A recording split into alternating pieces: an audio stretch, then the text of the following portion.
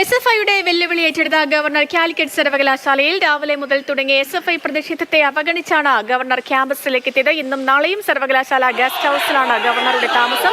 പ്രതിഷേധക്കാർ എവിടെയെന്നായിരുന്നു മാധ്യമങ്ങളെ കണ്ട് ഗവർണറുടെ ചോദ്യം. കാറിൽ തട്ടിയാൽ ഇനിയും പുറത്തിറങ്ങുമെന്ന് ആരിഫ് മുഹമ്മദ് ഖാൻ പറഞ്ഞു. മുഖ്യമന്ത്രിക്ക് നേരെ വീണ്ടും ആരോപണം ഉന്നയിക്കാനും അദ്ദേഹം മറന്നില്ല. സർവകലാശാലയ്ക്ക് മുന്നിലെ ദേശീയപാതയിൽ കരിങ്കൊടിയുമായി കുത്തിയിരുന്ന് SFI പ്രവർത്തകർ പ്രതിഷേധിച്ചു.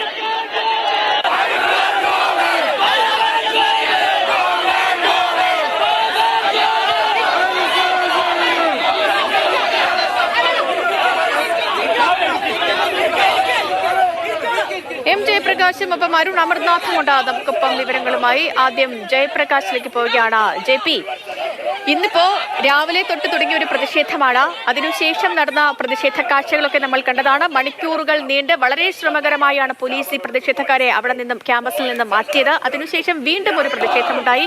ഇതിനൊക്കെ പിന്നാലെയാണ് ഗവർണർ ക്യാമ്പസിനുള്ളിലേക്ക് എത്തിയത്. അതിനുശേഷവും ഗവർണർ നടത്തിയ പ്രസ്താവന എന്താണ്? ഈ പ്രതിഷേധക്കാരെ ചൊടിപ്പിക്കുന്ന തരത്തിൽ എവിടെയാണ് പ്രതിഷേധക്കാർ, എവിടെ? ഞാൻ ഇരുട്ടിൽ നിന്ന് ചില ശബ്ദങ്ങൾ മാത്രമേ കേട്ടിട്ടുള്ളൂ, തന്റെ കാറിൽ തൊട്ടാൽ ഇനിയും പുറത്തിറങ്ങും, ഇത്തരത്തിലുള്ള പ്രകോപനപരമായ വാക്കുകൾ തന്നെയാണ് ഗവർണറുടെ ഭാഗത്ത് നിന്ന് ഇന്നും ഉണ്ടായത്. ഇതെല്ലാം പ്രതിഷേധക്കാരെ അല്ലെങ്കിൽ SFI സംഘടനയെ പ്രകോപിപ്പിക്കുന്ന തരത്തിലുള്ള തന്നല്ലേ?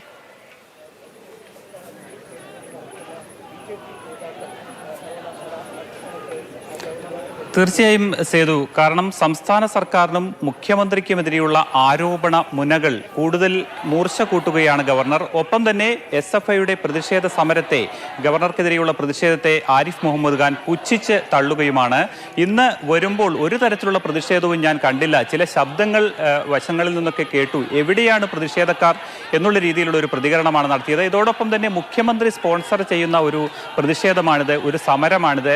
താൻ ഇതിനെ ഒരു തരത്തിലും ഭയക്കുന്നില്ല എന്നും ഗവർണർ പറഞ്ഞു വെക്കുകയാണ്. അതായത് നേർക്കുനേർ യുദ്ധം എന്നുള്ള രീതിയിൽ തന്നെയാണ് ഗവർണർ മുന്നോട്ട് പോകുന്നത്. ഇതോടൊപ്പം തന്നെ വിദ്യാർത്ഥികളും അവരുടെ ശക്തിയെല്ലാം പ്രയോഗിച്ചുകൊണ്ട് ഗവർണർക്കെതിരെയുള്ള പ്രതിഷേധം സംഘടിപ്പിക്കുന്നതാണ് ഇന്ന് കണ്ടത്.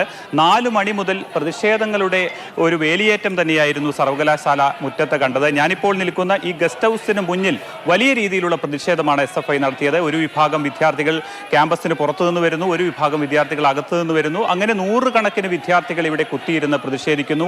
അവരെ ഓരോരുത്തരെയും അറസ്റ്റ് ചെയ്ത് മാറ്റാൻ പോലീസ് ഏറെ കഷ്ടപ്പെടുന്നതാണ് നമ്മൾ ദൃശ്യങ്ങളിൽ കണ്ടത്. പലരുടെയും ഷർട്ടുകൾ വലിച്ചു കീറേണ്ടി വന്നു പോലീസിന്. അവരെയെല്ലാം ഇപ്പോൾ കരുതൽ കസ്റ്റഡിയിൽ വെച്ചിരിക്കുകയാണ്. 100ലധികം വിദ്യാർത്ഥികളെയാണ് കരുതൽ കസ്റ്റഡിയിൽ വെച്ചിരിക്കുന്നത്. അതിനുശേഷവും SFI വെറുതെ ഇരുന്നില്ല എന്ന് തന്നെ വേണം പറയാൻ. ഈ സർവകലാശാലയിലേക്ക് കരിപ്പൂർ വിമാനത്താവളത്തിൽ ഇറങ്ങി ഗവർണർ വരുമ്പോൾ വഴിയിൽ വലിയ രീതിയിലുള്ള ഒരു പ്രതിഷേധമാണ് വിദ്യാർത്ഥികൾ നടത്തിയത്. നിരവധി വിദ്യാർത്ഥികൾ ഉണ്ടായിരുന്നു. ഈ വാഹന വ്യൂഹത്തിന് മുന്നിലേക്ക് കുതിച്ചെത്താൻ ശ്രമിച്ച വിദ്യാർത്ഥികളെ പോലീസ് തടയുകയാണ് ഉണ്ടായത്. ഏതാണ്ട് 10-20 മീറ്റർ അകലെ വെച്ച് വലിയ പോലീസ് സന്നാഹം ഉണ്ടായതുകൊണ്ട് തന്നെ വിദ്യാർത്ഥികളെ തടയാൻ കഴിഞ്ഞു. അതുകൊണ്ട് സുഗമമായി ഗവർണറുടെ വാഹനത്തിന് ഈ ഗസ്റ്റ് ഹൗസിനകത്തേക്ക് പ്രവേശിക്കാനും കഴിഞ്ഞു. എന്തായാലും ഗവർണർ ഈ SFIയെ വെല്ലുവിളിച്ചുകൊണ്ട് സർവകലാശാലയിൽ എത്തിയിരിക്കുന്നു. ഇനി 2 രാത്രി, ഈ രാത്രിയും അടുത്ത രാത്രിയും ഗവർണർ ഇവിടെ ഉണ്ടാകും. ഇനി ഏത് രീതിയിലുള്ള സമരമായിരിക്കും SFI നടത്തുക എന്നുള്ള ഒരു ചോദ്യമാണുള്ളത്. എന്തായാലും വലിയ രീതിയിലുള്ള പോലീസ് സന്നാഹമാണ് ഇവിടെയുള്ളത്. 500ലധികം പോലീസിനെ ഈ സർവകലാശാല ക്യാമ്പസിനകത്ത് തന്നെ വിന്യസിച്ചിട്ടുണ്ട്. വഴികളിൽ ഉടനീളം പോലീസ് ഉണ്ടായിരുന്നു.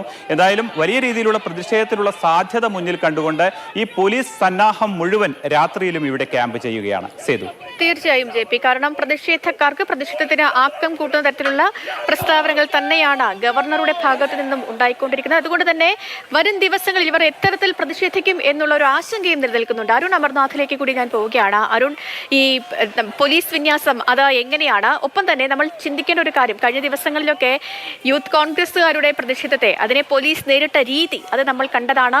ആദ്യം പൂച്ചട്ടി അടിച്ച് തലയ്ക്കടിച്ചുകൊണ്ട് തുടങ്ങിയ ഒരു രക്ഷാപ്രവർത്തനമൊക്കെ ആയിരുന്നു പോലീസിന്റെ ഭാഗത്തു നിന്നുണ്ടായത്. അതിനുശേഷം നടന്ന കാര്യങ്ങളൊക്കെ കേരള ജനത ഒന്നടങ്കം കണ്ടുകൊണ്ടിരിക്കുകയാണ്. പക്ഷേ ഇന്നത്തെ ഈ ഒരു പ്രതിഷേധം, അതിനെ പോലീസ് നേരിട്ട രീതിയും വളരെ സഭ്യമായി നിന്നുകൊണ്ട് ഈ SFIയുടെ ഭാഗത്തു നിന്നുണ്ടാകുന്ന ഒരു പ്രകോപനങ്ങളെയും മുഖവിലക്കെടുക്കാതെ വളരെ അച്ചടക്കത്തോടെ നിന്ന് ആ പ്രതിഷേധത്തെ അവർ കൈകാര്യം ചെയ്ത രീതിയും അതും ഇവിടെ ചോദ്യചിഹ്നമായി നിൽക്കുകയാണ്. എങ്ങനെയാണ് നിലവിലെ പോലീസ് വിന്യാസം അടക്കമുള്ള കാര്യങ്ങൾ?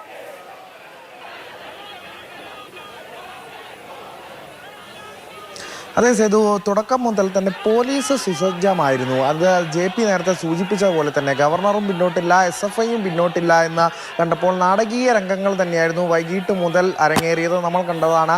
സമരം ഉണ്ടാകുമെന്ന സൂചന ഉണ്ടായിരുന്നെങ്കിൽ പോലും അപ്രതീക്ഷിതമായ സംഘടിച്ചെത്തിയ ഒരു ഉപരോധവും പ്രതിഷേധവും ഒക്കെ ആയിരുന്നു നമ്മൾ അവിടെ കണ്ടത്. പക്ഷെ പോലീസ് വളരെ കാര്യക്ഷമമായി തന്നെ ഊർജിതമായുള്ള ഒരു മുന്നൊരുക്കം പോലീസ് നടത്തിയിരുന്നു. അത്തരത്തിലുള്ള ഒരു സേനാ വിന്യാസം തന്നെയാണ് നടന്നത്.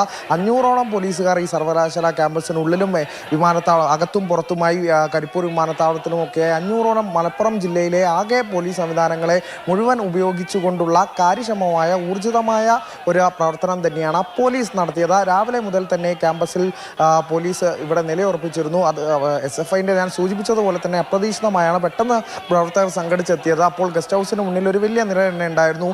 ഈ 1.5 മണിക്കൂർ ഒരു ശ്രമകരമായ ദൗത്യമാണെങ്കിൽ പോലും 1.5 മണിക്കൂറിനകം തന്നെ പോലീസിന് ഈ പ്രവർത്തകരെ എല്ലാം മാറ്റാൻ സാധിച്ചു എന്നുള്ളതാണ്. തുടർന്നും പ്രതിഷേധം നമ്മൾ കണ്ടു. തിരിച്ചെത്തുമ്പോൾ ഈ സംസ്ഥാന പാതയിൽ വെച്ച് തന്നെയുള്ള പ്രതിഷേധം, അവിടെ വെച്ചും പോലീസിന് പെട്ടെന്ന് പ്രവർത്തകരെ നീക്കാനായി. ഇവിടെ എല്ലാം പോലീസിൻ്റെ ഒരു കാര്യക്ഷമമായ ഇടപെടൽ തന്നെയാണ് കണ്ടത് എന്നുള്ളതാണ്. അവിടെ മറ്റൊരു ചോദ്യം കൂടി നിലനിൽക്കുന്നുണ്ട്. അത്തരത്തിൽ കരുതൽ തടങ്കലിലാക്കുന്ന ഉൾപ്പെടെയുള്ള കാര്യങ്ങൾ നേരത്തെ നവകേരള സദസ്സിനിടെ ഉണ്ടായ സംഭവങ്ങൾ ഇല്ലേ എന്നൊരു മറുചോദ്യം അവിടെ ഉയരുന്നുമുണ്ട്, പോലീസിനെ പ്രതിരോധത്തിലാക്കുന്ന തരത്തിൽ. പക്ഷേ അതിൽ പ്രധാനപ്പെട്ട കാര്യം, നേരത്തെ ഗവർണർ ഉൾപ്പെടെ തെരുവിലിറങ്ങിയപ്പോൾ പോലീസ് ഏറെ പ്രതിരോധത്തിലായതാണ്. സർക്കാരിനെതിരെയും ആഭ്യന്തര വകുപ്പിനെതിരെയുമാണ് ഗവർണറുടെ ചോദ്യങ്ങൾ ഉയരുന്നത്. അത്തരത്തിൽ തന്നെ പോലീസ് പ്രതിരോധത്തിലായ ഒരു സാഹചര്യം ഉണ്ടായിരുന്നു. അതിനാൽ തന്നെയാണ് ഇത്തരത്തിലൊരു മുന്നൊരുക്കത്തിലേക്ക് പോലീസ് കടന്നത്.